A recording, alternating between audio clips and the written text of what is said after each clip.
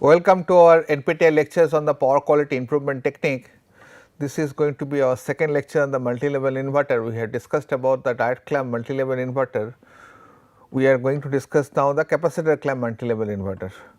So, this is the capacitor clamp as you have seen that, but there is a change in the topologies, but component count is less. You had two diode connected from this anti-parallel fashion. Mostly you have a diode here and you have a diode here, and this is the time of diode and you have a connected here. So, you have a two diode, instead of that you have only one capacitor,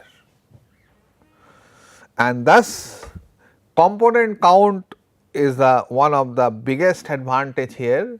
So, you have a least component count, number of diode goes abysmally high in case of the diode cam multi-level inverter.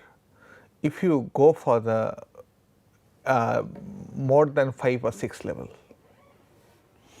So, for this reason, we look for the different multi-level solution, and that is the capacitor clamp, and here there is a little change in the logic. Generally we have seen that this S1 and this one are complementary and this S2 and this one is complementary. Here you will find this switch and this switch is complementary, and this switch and this is complementary. So, let us see how does it work. Here upper one is same,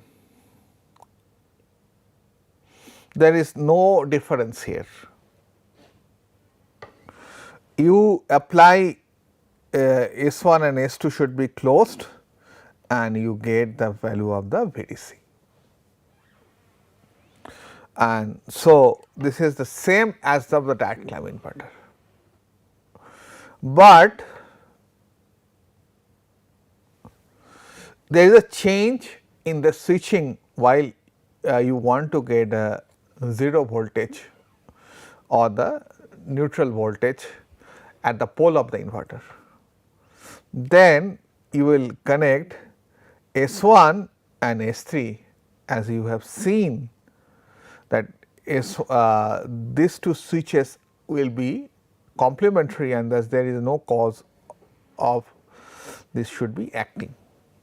Thus what happen, ultimately this capacitor, all the voltage it will take by capacitor. So, this voltage become VDC, and thus what essentially you get is a 0 voltage. Similarly, so you get a 0 voltage here, and you can generate that 0 voltage, also there is a redundancy through S4 and S2. Same thing here. So, this switch will be on and thereafter this voltage will come and this. So, there is a redundancy, thus you can generate this voltage by combination of S1 S3 or S4 S2, where generally S4 is nothing but S1 prime you can also write, and you can write also it is S2.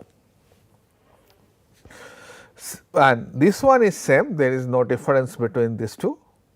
So, you require to switch it on, then you have to switch it on S3 and S4 and you get minus VDC.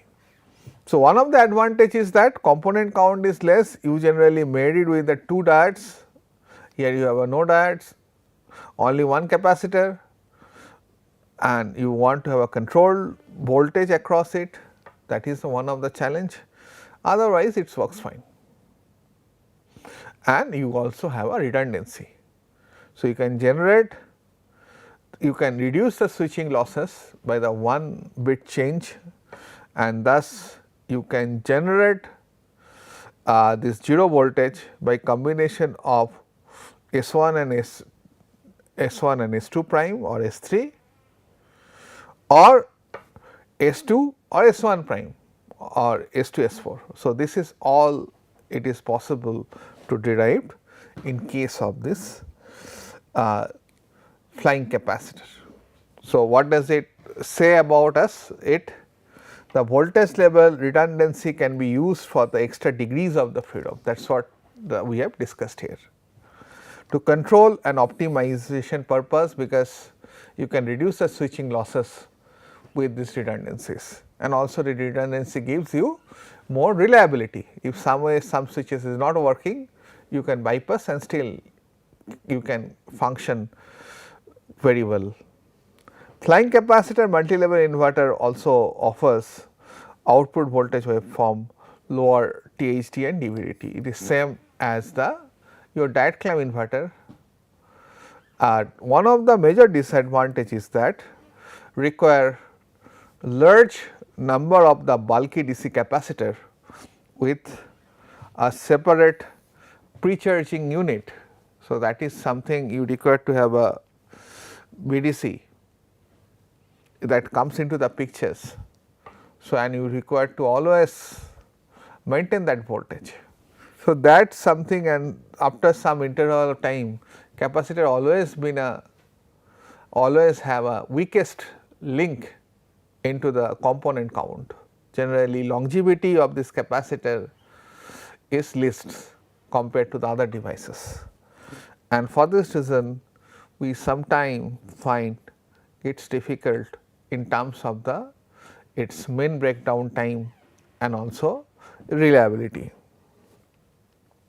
The DC capacitor voltage in the inverter vary with the inverter working conditions. Sometimes current goes out and sometimes current sink into it, that what you assume that capacitor voltage is also constant, that is also not so, and thus you require to have a balancing networks. So, for this reason we say that complex capacitor voltage balancing is required to control this flying capacitor MLI. Now, let us go to the cascade H bridge MLI. So, one of this advantage of it that you got a blocks, you just put them block, it becomes a functional purpose.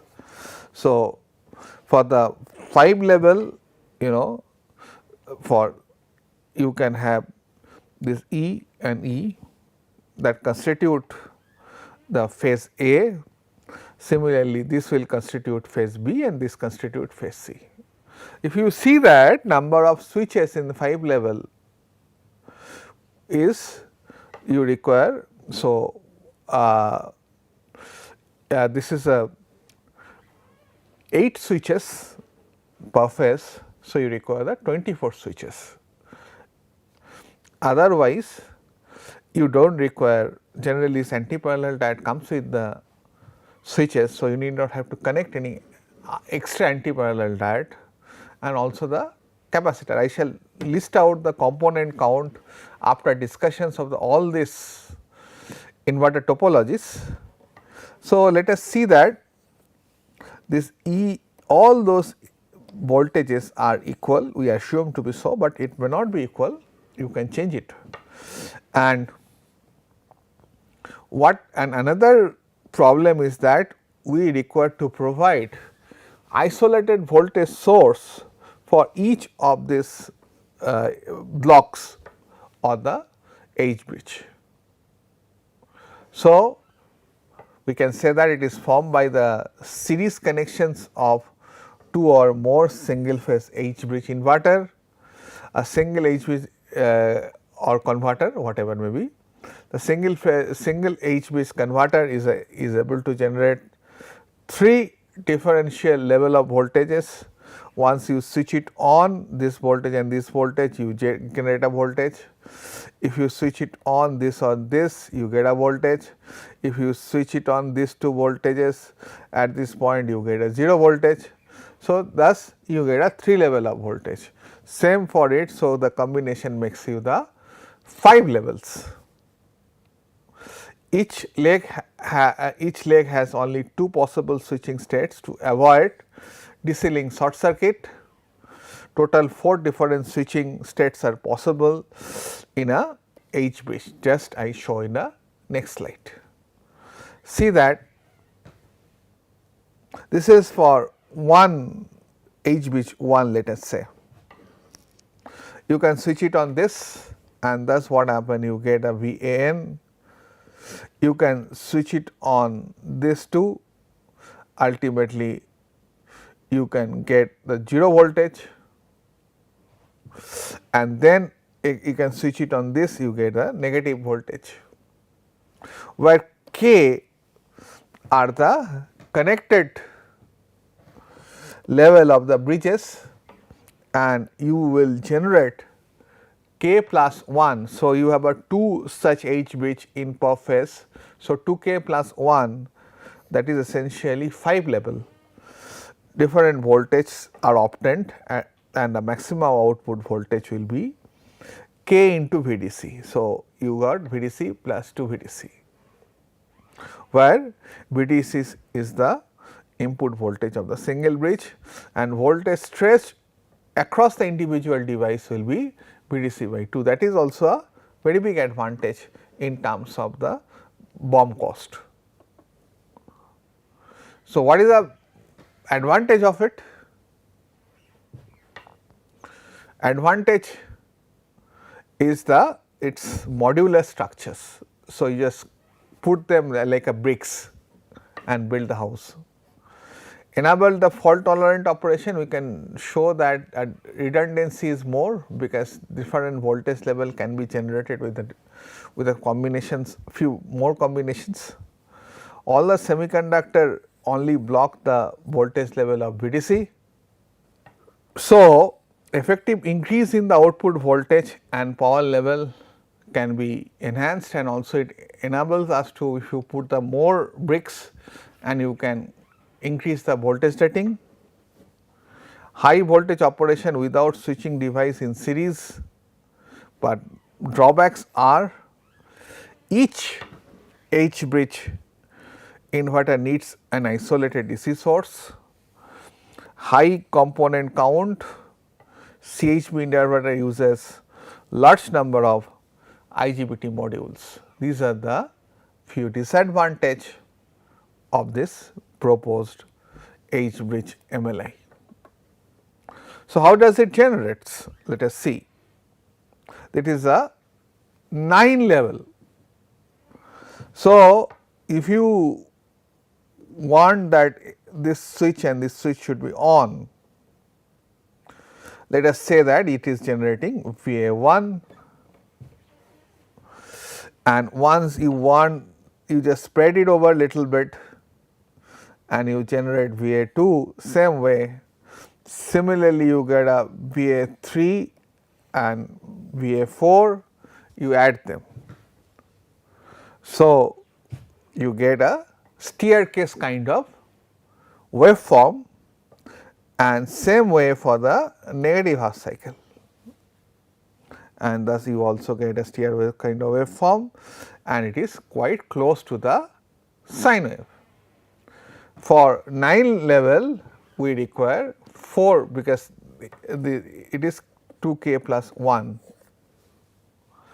For 9 level symmetric H bridge MLI, that is multi-level inverter 4 bridges are required, and ultimately VA1, VA2, VA3, VA4, these are the all switches. More the number of the redundant voltage levels are possible, and the structures is modular. If you want that instead of the 11 level, you just connect another bridge, you get 11 level. Now, there is another way to do it. This is called the cascade H bridge MLI with the unequal voltage, and that also help you to shape out some kind of level of some kind of steps. So, see the beauty of it. So, this can be upper one, someone you get a steps where it is not on. Thereafter, once you on it, you get some voltage. This voltage is 1/3 of this voltage, and it is quite easy to do because and it has a huge applications in solar inverter topologies. And nowadays, as I told you that solar inverter, now we will integrate the power quality problem with the renewable energy in the microgrid. Since shunt active power filter, it can be a shunt active power filter, and once you, instead of the capacitor, you can have if you connect you can keep this capacitor voltage to that level by actively controlling it in case of the shunt active power filter. And you can do it by also putting the solar panel. You can put the one panel or you can put the 3 panel, and thus you can say that you have a great merit on it. So, you see that how you generate a different level by just with the 8 switches. That is the beauty of this unequal DC voltage, but it has to be separate. So, you give a negative, you get a positive, you give a negative, you get a positive, and thus you generate this square wave. So, what should be the level of the voltage, and thus you get a multi-level, multi-steps inverter. That optimization is also a great scope of the research, and you find plenty of research paper on it. So, for the 9 level CHB MLI, only 2 H bridge are required. That is the beauty of it. So, DC voltage source should be different magnitude, that is a challenge, but solar it is not a challenge. Modularity structures is lost, that is one of the disadvantage. If you want to have another voltage, so you have to put in a DC bus level, and generally this device rating also will be a different, because you do not have a, you do not want the same kind of switch. The voltage trace across is a 3 VDC, here is only VDC. Loss in redundant voltage level, and switching pattern is quite complicated, but with the help of this now modern control circuit like FPGA based systems, where implementing algorithm is quite easy. So, that is easily possible. So, that is the one of the area of the research. So, with a less number of cascade H bridge, you can generate multi-level, you can generate different level of the inverter. So, now let us invest our time on the PWM technique that is suitable for your multi-level inverter. So, multi-level inverter modulation can be broadly classified if it is if you are using, that is selective harmonic elimination we have discussed already. So, if you are using GTO for the higher rating, then this we prefer low switching schemes, and for the higher switching frequency, this is IGBT is been used, you can go this method. So, this is selective harmonic eliminations, generally it is sub 1 kilohertz frequency, and here the frequency range is 5 to 10 kilohertz. So, you got a SHE, thereafter nearest vector, thereafter nearest level shifting. These are the few technique. With the sake of time, we may not be able to discuss all those methods, and we can combine, that is high frequency, that is called hybrid modulations. Thereafter we can have a multi-carrier PWM. We have discussed the phase vector, this space vector modulation. We just touched upon for the 3 level inverter. Students are requested to go through those lectures again. Then phase shifted PWM carrier, level shifted PWM carrier, and mixing this, you got a hybrid PWM carrier. Now, first let us take a phase shifted PWM carrier. If you have a multi-level inverter with m voltage level, it requires m minus 1 carrier. For 3 level you require 3 carrier, for 5 level you got to have a 4 carrier. All the triangle carriers have frequency and same peak amplitude, and generally they have been phase shifted. In phase shifted PWM carrier, the phase shift is by the phi CR, where phi CR is 360 by m minus 1. So, for the 5 level you can have a 90 degree, because m equal to 5. So, m minus 1, it gives you a 90 degree phase shift for 5 level. Modulating signal is usually a 3 phase sinusoidal wave with adjustable amplitude and the frequency. We can see that later in the next slide. The gate signal is generated by comparing modulating wave with the carrier wave.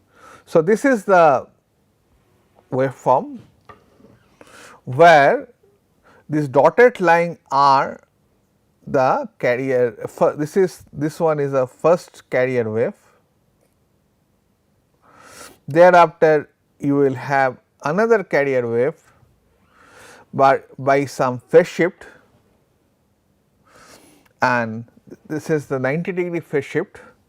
So, you will generate 4 carrier wave,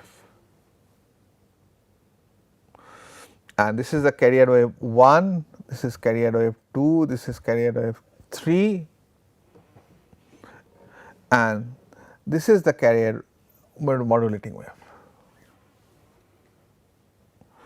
So, now they are 120 degree phase shifted here, since we have a 3 carrier wave. So, you will generate this pulses.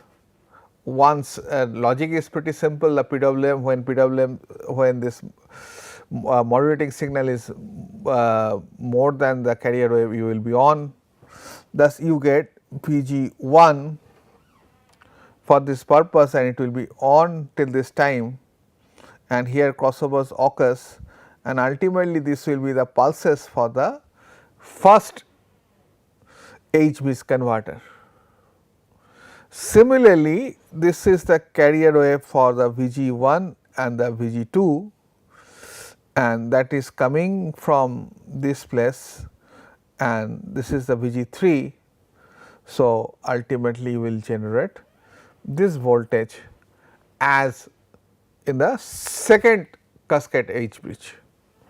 Similarly, for the third carrier wave, you just compare and you will generate the third carrier wave signals. I request you to simulate these circuits, these logics, then only you can generate the gating signals very easily, and thus you will get this voltages. Ultimately, VAN will be 3V, it is VH1, VH2, VH3. So, this is the voltage level you will get. So, as we know, we have studied your PWM technique from the power electronics courses. So, there is nothing new here. Amplitude of the modulation ratio is defined by MA, that is Vm by Cr, where Vm and Cr are respectively the peak amplitude of the modulating and the carrier wave, and the frequency modulation ratio is defined by Mf Fcr by Fm, where Fm and Fcr are respectively the frequency of the modulating and the carrier wave. The device switching frequency can be calculated SWDAV equal to the carrier wave frequency, modulating frequency into Mf. Generally, it has to be the multiple of it, otherwise intra-harmonic will come. So, for this reason we require to avoid that. So, for this is the spectrum for the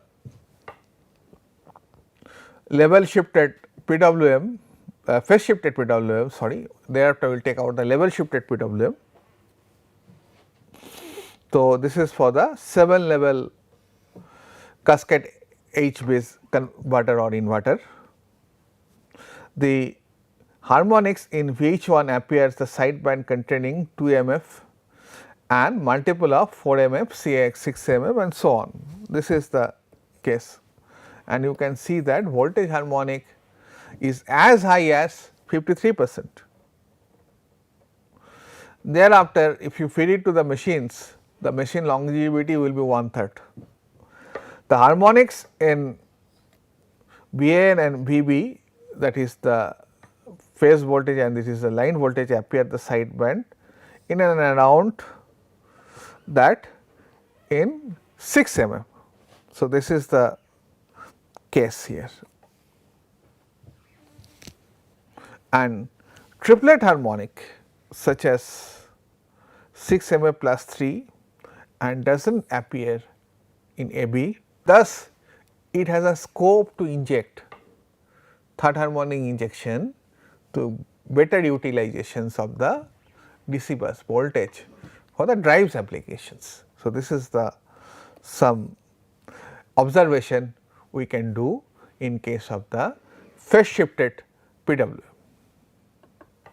Now, the frequency of the dominant harmonic in the inverter output voltage represents the inverter switching frequency, that is the 5 kilowatts or 10 kilowatts, whatever it may be, and for the 7 level CHB you will shift it 6 times. So, it will be 6 MF into MF, that will be 6F. So, that is the advantage of it. So, effectively you are switching 2 kilowatts and effectively your sideband lies at 12 kilowatts and you require to design the filter at 12 kilowatts, and thus size of the filter get reduced. So, we can conclude one of the basic advantage of it, that high value of switching frequency allows more harmonics in AB to be eliminated, while low value of switching frequency helps you to reduce the device switching losses. So, once you are switching at less frequency, your switching losses are less,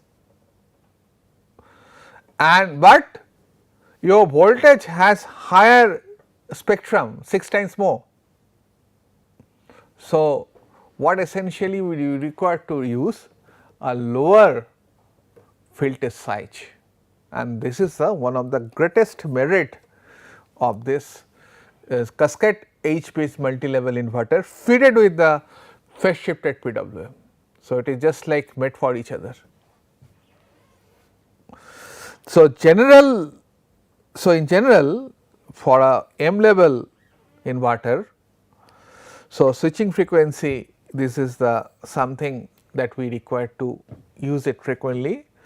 Switching frequency inverter equal to M minus 1 into switching frequency of the devices. So, this switching frequency of devices is quite low. If you have a 9 level, then it is 8 times. And the maximum fundamental frequency voltage RMS can be found from VA1 max equal to 1.224 into VD, that is 0.162 m into E, and the maximum value of, you know, that carrier wave magnitude equal to the modulating wave magnitude. So, that will be equal to 1, and then in that case you can get this magnitude of the voltage, and that is quite high. So, thus we require to conclude the advantage of the phase shifted PWM for the multi-level inverter. Device switching frequency is same for the all switches. So, you can take the same kind of device. Otherwise, if some switches have a more switching frequency and some switches have a less switching frequency, as we have seen in case of the different level of the cascade voltage 3V and V, it is switching very frequently, the lower voltage, and another it is switching quite less. So, for this reason, but that is a very good combination, you know, IGBT and the GTO combination makes it happens. So, that is one of the better optimizations. So, we can play around. The switch devices usage and the average power handled by the each module are evenly distributed, and thus losses also evenly distributed, and the design of the heat sinks becomes simpler. Better total harmonic distortion or THD is obtained at the output using m minus 1 times lower frequency carrier than the inverter switching frequency. The magnitude of voltage steps change during switching is only E. This leads to low DVDT and reduces the electromagnetic interference. So, these are the major advantage. Thank you for your attention. I shall continue our discussions on the multi-level inverter in our next class also. So, thereafter we shall discuss about different kind of technique, thereafter level shifted technique also will be discussed. Thank you.